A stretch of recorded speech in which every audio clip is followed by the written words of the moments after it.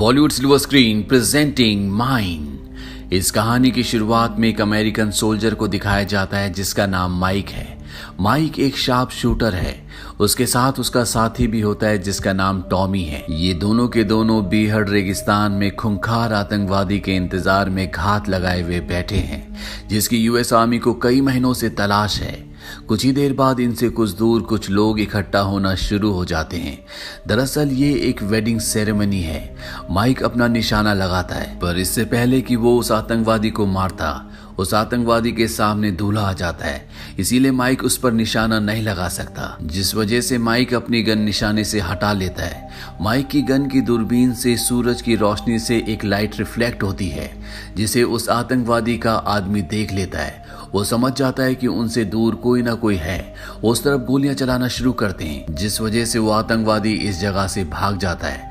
Mic और Tommy भी इन पर गोलियां चलाते हैं, पर अब उस आतंकवादी के लोग माइक और टॉमी के पीछे हैं। ये दोनों के दोनों एक चट्टान के पीछे छुप जाते हैं, पर ये जानते हैं कि ये उनसे ज्यादा देर तक छुपे नहीं रह सकते। पर इनकी किस्मत यहाँ पर अच्छी होती है क्योंकि रेगिस्तान का तूफान आ जाता है जिस वजह से वो सब के सब यहाँ से चले जाते हैं। पर माइक और टॉमी अब इस तूफान में फंस चुके हैं। वो यूएस आर्मी से मदद मांगते हैं। यूएस आर्मी उन्हें कहती है कि तुम्हें पास के गांव में पहुंचना पड़ेगा, वहां हम तुम्हारे लिए मदद भेजेंगे। लेकिन पास का गांव यहाँ से 5 घंटे की दूरी पर है। तूफान थम जाता है और ये लगातार उस गांव की तरफ बढ़ना शुरू कर देते हैं और कुछ घंटे चलने के बाद इनके सामने एक प्लेट उड़कर आती है। इस प्लेट पर डेंजर का साइन होता है। माइक कहता है कि हमें आगे नहीं जाना चाहिए। नॉर्थ अफ्रीका में पिछले 40 सालों से युद्ध चल रहा है, इसीलिए नॉर्थ अफ्रीका में बहुत सारी ऐसी जगहें हैं जहां पर माइंस बिछाई गई हैं और ये जगह भी उन्हीं जगहों में से एक है। पर टॉमी उसकी बात नहीं मानता। टॉमी कहता है कि यहाँ से गांव बहुत ज्यादा दूर नहीं है। हमारे पास 2 ऑप्शन है, या तो हम प्यास से मर जाएं या गांव पहुंचकर अपनी जान बचा ले। हालांकि माइक आगे नहीं बढ़ना चाहता, पर उसके पास भी कोई ऑप्शन नहीं होता। टॉमी माइक से आगे चलना शुरू कर देता है, उसे ये जताने के लिए कि यहाँ पर कोई भी माइंस नहीं है। पर तभी उसका पैर एक माइन पर आ जाता है जिस वजह से एक जोरदार ब्लास्ट होता है और इस ब्लास्ट में टॉमी अपने दोनों पैर खो देता है। माइक उसकी मदद के लिए जैसे ही अपना एक पैर आगे बढ़ाता है तो उसे क्लिक की आवाज आती है। वो समझ जाता है कि उसका पैर भी माइन के ऊपर आ चुका है और अगर उसने पैर उठाया तो वो भी ब्लास्ट में उड़ जाएगा। पर वो अपने दोस्त की मदद करना चाहता है। वो टॉमी को कहता है कि रेडियो पर आर्मी से मदद मांगो, पर टॉमी को इतना दर्द होता है कि वो अपने आप को हिला भी नहीं पा रहा होता। वो सबसे पहले अपने आप को पेन किलर का इंजेक्शन लगाता है। इसके बाद वो रेडियो पर कॉल करने की कोशिश करता है, पर अभी भी उसके शरीर में बहुत पेन होता है, इसीलिए उसे कुछ भी समझ में नहीं आता और उसका संपर्क नहीं हो पाता। अब माइक के पास कोई भी रास्ता नहीं है। वो अपने दोस्त को इस तरह से मरते हुए नहीं देखना चाहता, इसीलिए वो टॉमी से कहता है कि मैं आगे बढ़ रहा हूँ। ये माइंस बहुत पुरानी है, इनमें जंग लग चुका होगा। हो सकता है कि मेरे पैर हटाने के बाद भी ये ना फटे। पर टॉमी नहीं चाहता कि उसका दोस्त आगे आए और अपनी जान दे, इसीलिए वो अपनी जेब से गन निकालता है और अपने आप को गोली मारने से पहले कहता है कि तुम्हें जिंदा रहना होगा। इसके बाद वो अपनी जान ले लेता है और अब माइक यहाँ पर अकेला फंस चुका है। उसे कुछ भी समझ नहीं आ रहा होता कि उसे क्या करना चाहिए।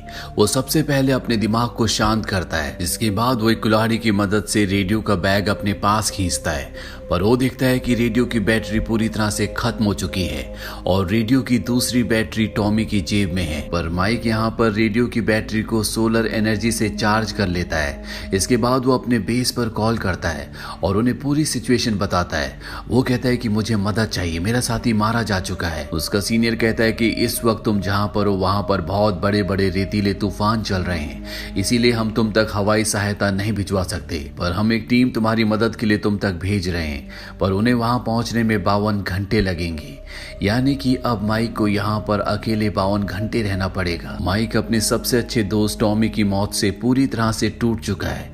वो किसी भी तरह से यहाँ से निकलना चाहता है, पर इससे पहले कि वो कुछ सोच पाता उसकी तरफ एक बहुत बड़ा रेतीला तूफान बढ़ रहा होता है। वो अपनी गन को जमीन के अंदर धंसा लेता है ताकि तूफान में वो हिल ना पाए, क्योंकि तूफान यहाँ पर इतने तेज होते हैं जो इंसानों को उड़ा कर ले जाते हैं। अब तूफान माइक तक पहुंच जाता है, पर उसने अपने मुंह पर कपड़ा लपेटा होता है, साथ ही उसने अपनी आंखें भी बंद कर रखी होती हैं, इसीलिए उसे ज्यादा नुकसान नहीं होता।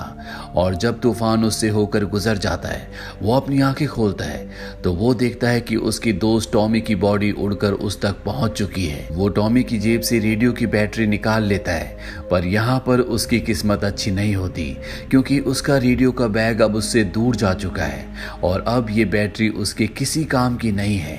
यहाँ पर उसका पानी भी खत्म हो चुका है। माइक भूखा है, प्यासा है और 52 घंटों तक उसे यहाँ पर इंतजार करना है।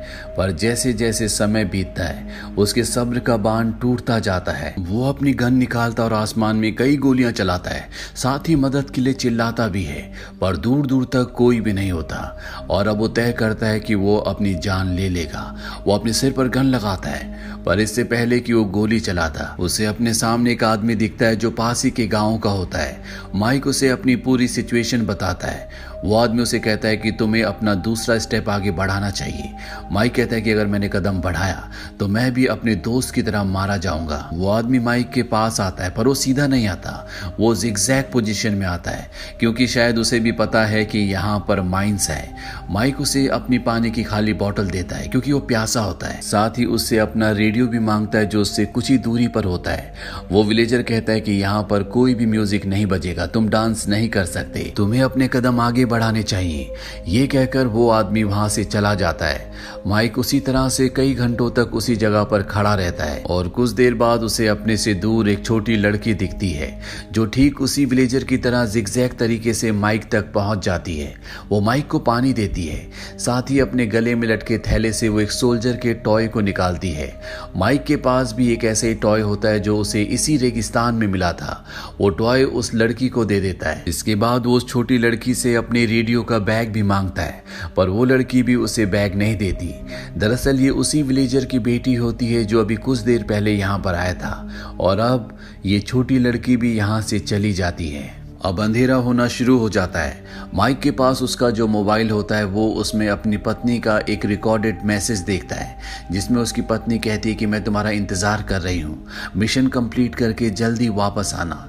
ये सुनकर माइक इमोशनल हो जाता है। माइक ने यहाँ पर अपने लिए आग भी जलाई होती है, पर वो बहुत ज्यादा थका होता है, इसीलिए वो आधी नींद में होता है, जिस वजह से उसकी आग बुझ जाती है, उसे पता ही नहीं चलता।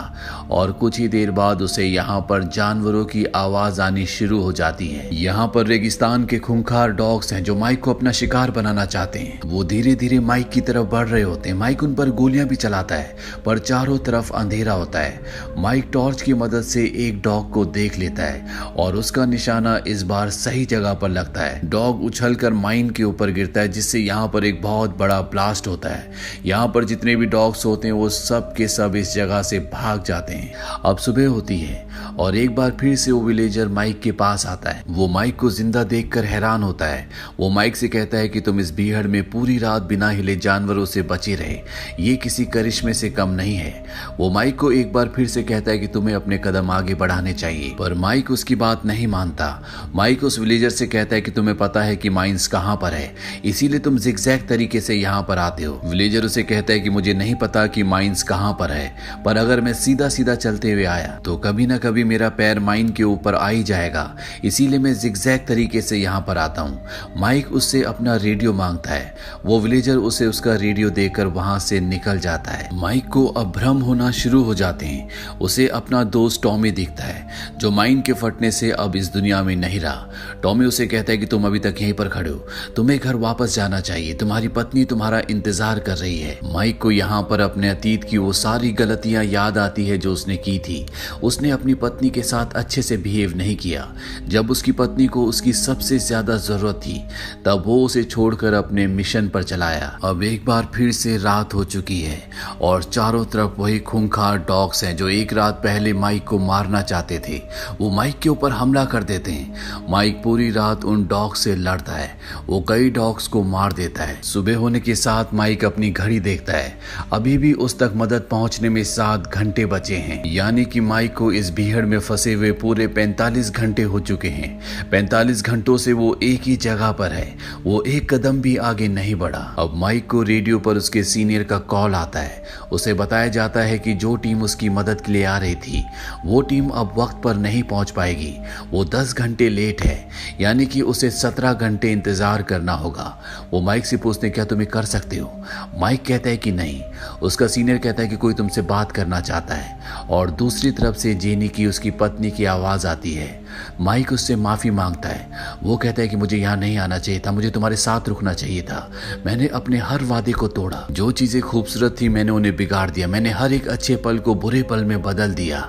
यहाँ पर माइक को अपनी पत्नी अपनी आंखों के सामने सोफे पर बैठी हुई दिखती है। ये उसका भ्रम होता है। वो अपना हाथ आगे बढ़ाता है। माइक बहुत ज्यादा थका हुआ होता है, इसीलिए वो आगे की तरफ गिरने लगता है। पर इससे पहले कि माइन के ऊपर से उसका पैर उठता, यहाँ पर वही विलेजर आकर उसे पकड़ लेता है। वो उसे बताता है कि एक बार मेरा पैर भी माइन के ऊपर आ गया था, जिस वजह से मेरा पैर मेरे शरीर से अलग हो गया। जब मुझे हॉस्पिटल ले जाया गया तो वहां पर एक गाना चल रहा था, you got to keep moving on, तुम्हें हमेशा आगे बढ़ते रहना चाहिए। पर मैं उस गाने को नहीं सुन रहा था, मैं सिर्फ अपने पैर के बारे में सोच रहा था। मैं सोच रहा था कि अब मेरा भविष्य पूरी तरह से खत्म हो गया है। तभी वहां पर नर्स आई, उसने मुझे देखकर स्माइल की।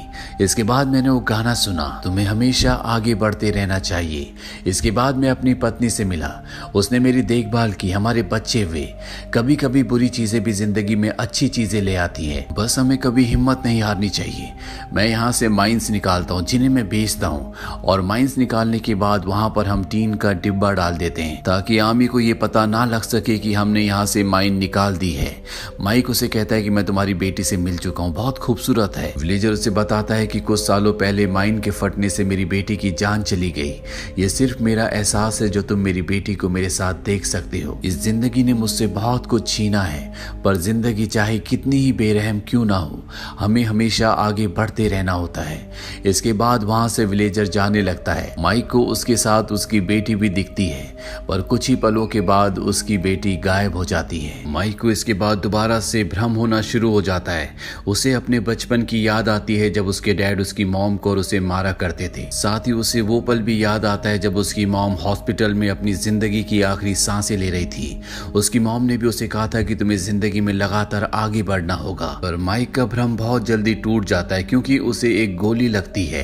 दरअसल जिन लोगों को वो मारने के लिए यहाँ पर आया था वो लोग उसे ढूंढ लेते हैं और उस पर लगातार गोलियां चलाते हैं। माइक बहुत बहादुरी से और समझदारी से उनका सामना करता है और एक एक करके वो कई लोगों को मार देता है। अब उसके सामने उसका आखिरी निशाना होता है, पर जब वो उस पर गोली चलाता है तो उसकी गोलियां खत्म हो जाती है। ये दरअसल माइक का भ्रम होता है।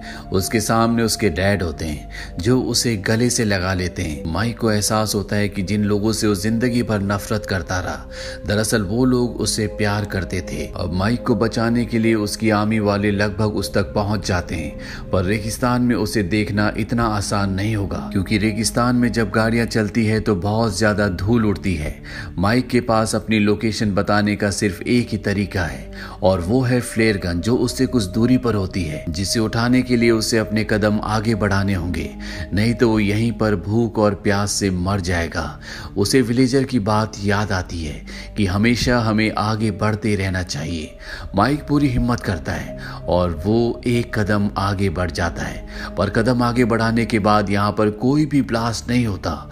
माइक ये देखकर पूरी तरह से हैरान होता है और जब वो उस जगह को खोदता है तो वहां पर टीन का एक डिब्बा होता है।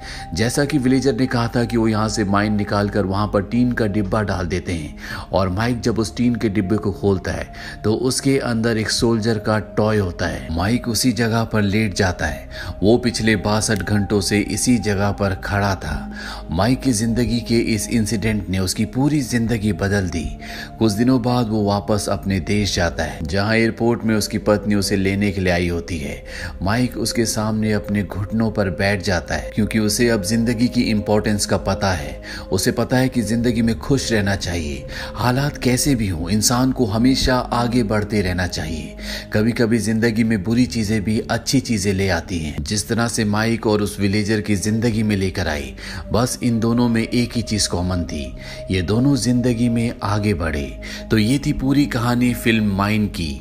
ये फिल्म सन 2016 2016 में रिलीज हुई थी। IMDb पर इसकी रेटिंग है 5.9। उम्मीद करते हैं कि ये कहानी आपको पसंद आई होगी।